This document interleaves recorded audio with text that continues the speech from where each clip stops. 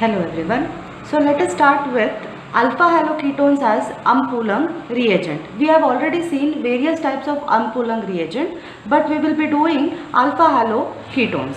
Now let us consider this 1,4-dicarbonyl compounds. Generally Ampoulang reagents are used to synthesize 1,2 and 1,4-dicarbonyl compounds. We have already seen this concept.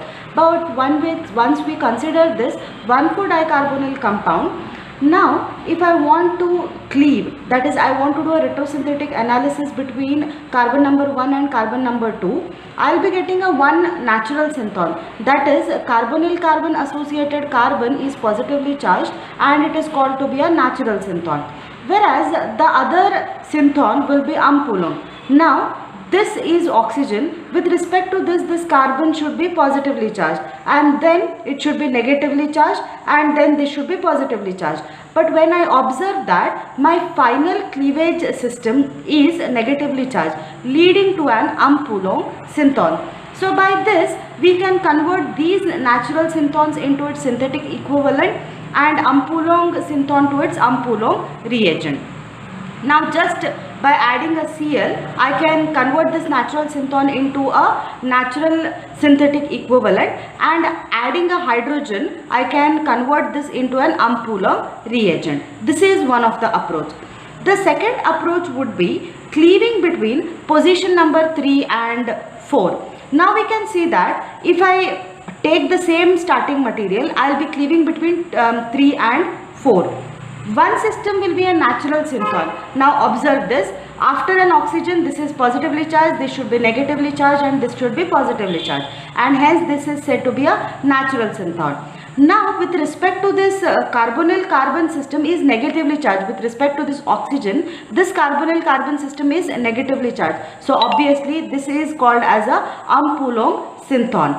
How to convert this natural synthon into an natural synthetic equivalent? Now just by converting this into its respective alpha beta system, whereas because of this conversion what will happen is once this is positively charged, there will be a negative charge at an alpha position, there is a positive charge at a beta position. By this way I can convert this into a respective natural synthetic equivalent.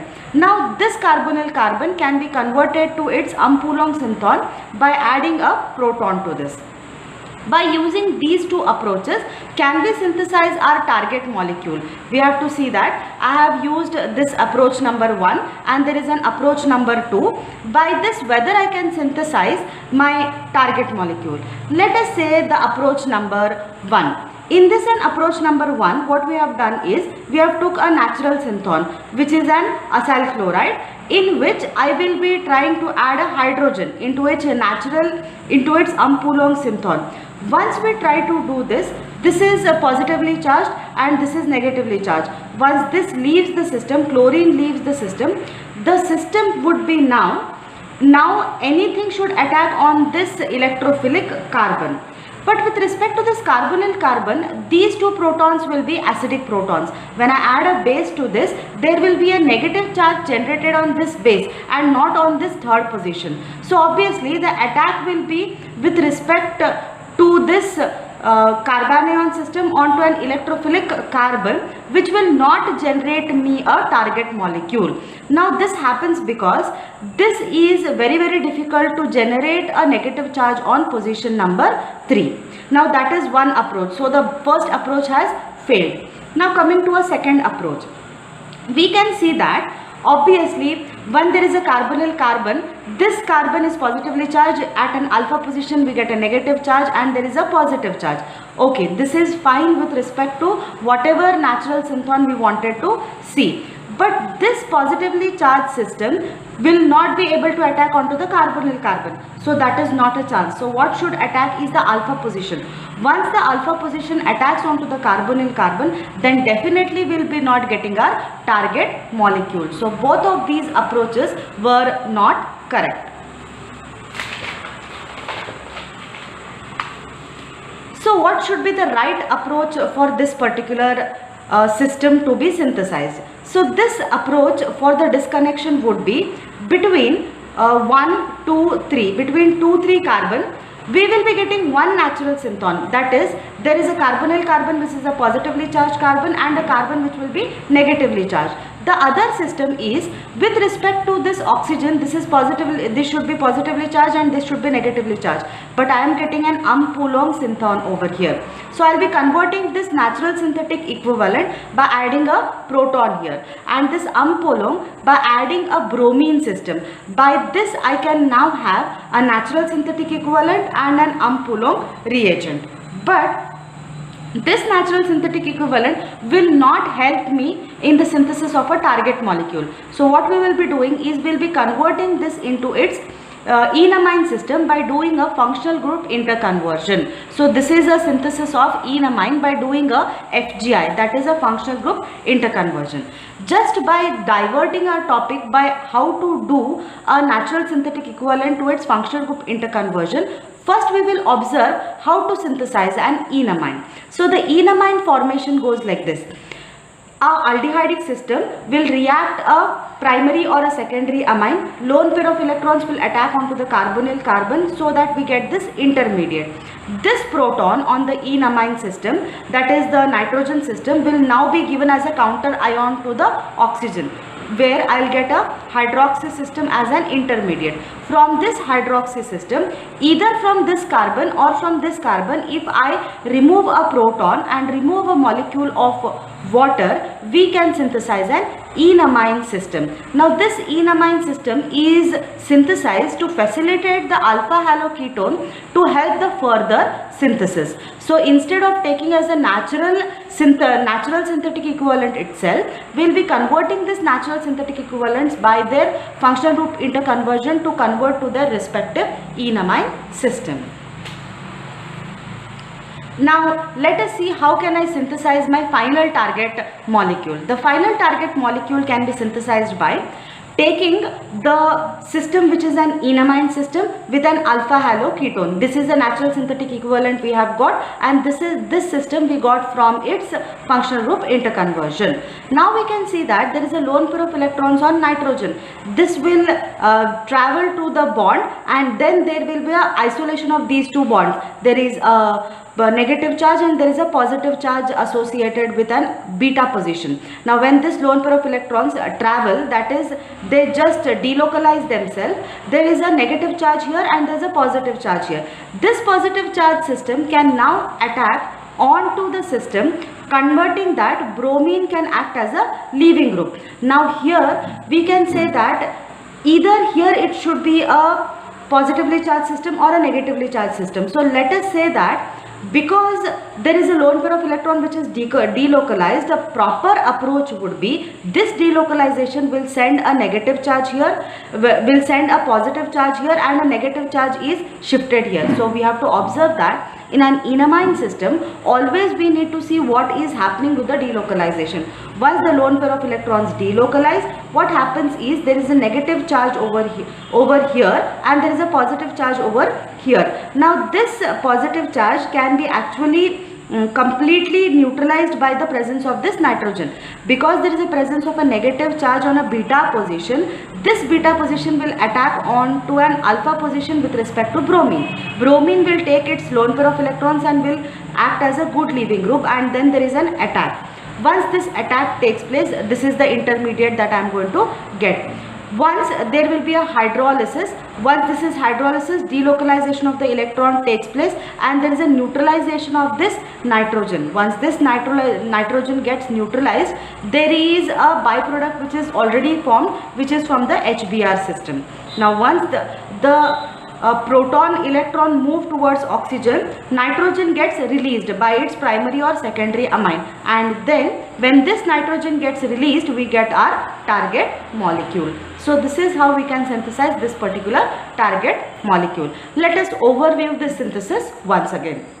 So lone pair of electrons from an enamine system delocalize the system to give a positive charge and a negative charge. This negative charge attacks onto the alpha position with respect to bromine. Bromine acts as a good leaving group, and hence we get a byproduct as HBr, and we get this intermediate. Under hydrolytic condition, OH minus will attack onto this intermediate, that is C double bond N. Once this happens, now there is a delocalization of this electrons and the neutralization of the nitrogen system. Once this happens, HBr is going to come out with the counter ion system of the OH, that is H plus and OH minus, so that the release of a HBr takes place. Once this happens, now the electrons from the protonic system will move towards oxygen and there is a release of the nitrogen compound, that is release of the primary or the secondary amine, which is released as a byproduct, and in turn we will get 1,2,3,4,1,4 dicarbonyl compound, which is our target molecule. So this is the right approach to synthesize 1,4 dicarbonyl compounds with the help of the system, which is it is being converted to its respective enamine system. Firstly, which was first converted to its alpha halo system, and then it was first seen that converting that into an enamine system we can get the final product. By this we can conclude that alpha haloketones can be utilized as an Ampoulang synthetic equivalents for the synthesis of 1,4 dicarbonyl compounds, but the approach has to be chosen very wisely. Normal approaches will not work, whereas this enamine approach is a very good approach for a particular synthesis. Hello everyone. So we'll be starting with 1,3-dithiones as Ampoulang reagents. These are generally utilized for the synthesis of aldehydes, ketones and various types of compounds. Now firstly, what is this 1,3-dithione? 1,3-dithione has a structure of 2 sulfur atoms attached to propane structure, which has got 2 acidic protons attached to it. Now there is the carbanion which gets generated at this point, that is adjacent to these sulfur atoms, and generally what happens is this carbanion can be stabilized by 2 sulfur atoms. Now carbonyl as an Ampoulang utilization of a 1,3-dithione. When an aldehydic system, carbonyl as an Ampoulang with the utilization of propane 1,3-dithiol, when a carbonyl carbon is present, there is a propane 1,3-dithiol which is going to act as a Lewis acid. This shall attack the carbonyl carbon system, and there is a acidic proton which is remaining with the system. Now this acidic proton, when it reacts in the presence of a base and butyl lithium in the presence of THF at 40 degrees centigrade, lithium gets introduced. That is, firstly the proton is abstracted and then lithium gets introduced. This shall give me 2-litho-1,3-dithione, which is also a masked acyl anion. Here the carbon is negatively charged and lithium is electropositive, and such a reagent is also called as Corey-Seebach reagent.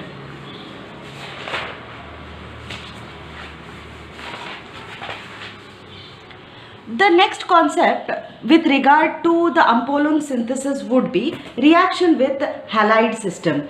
That is, when this Corey-Seebach reagent reacts with an halide, that is a halide is present where the Cl is going to act as a good leaving group, what will happen is this carbanion will attack this positively charged carbon and this intermediate gets formed. When this is hydrolyzed in the presence of mercury chloride, water and methane nitrile system, the carbonyl carbon gets synthesized with the release of 1,3-propane dithiol system. So this is how my Corey-Seebach synthesis would react with the halide system.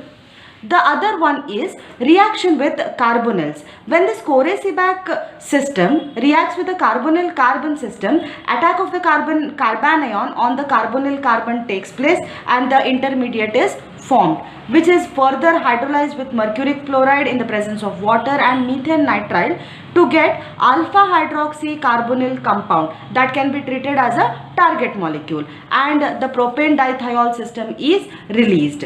Now doing the retrosynthetic analysis for the above compounds, that is firstly reaction with halides and secondly with the carbonyl carbon system, at this point we can cleave. It shall give me one as a natural synthon, the other one is a Ampoulang synthon. The natural synthon can be a system like benzyl chloride system, and an Ampoulang reagent can be a Corey-Seebach system, that is 1,3-dithione system. Further the synthesis we have already seen. The second system would be doing a retrosynthetic analysis for the carbonyl carbon system.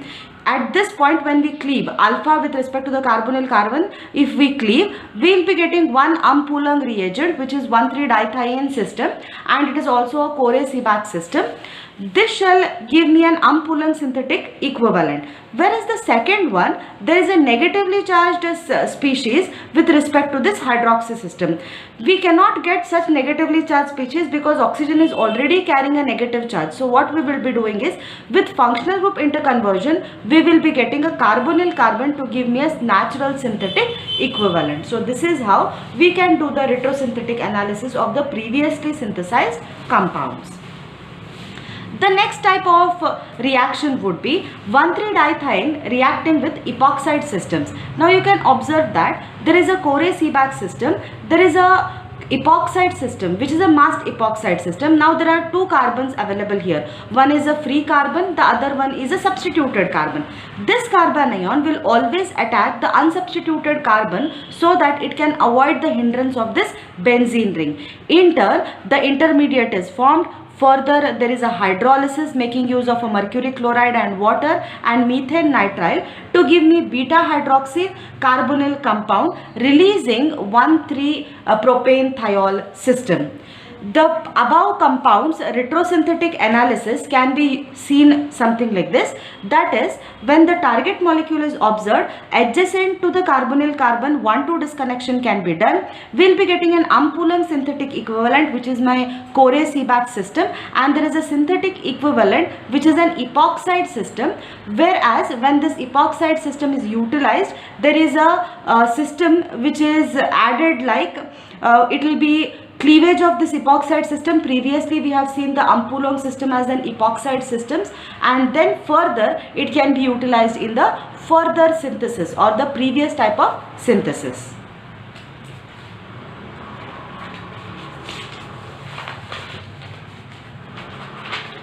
Next, when we observe this 1,3-dithiene or the Corey-Seebach synthesis could also react with the carbon dioxide species to give me a carbon dioxide. That means carboxylic acid could be synthesized by the carbon dioxide system.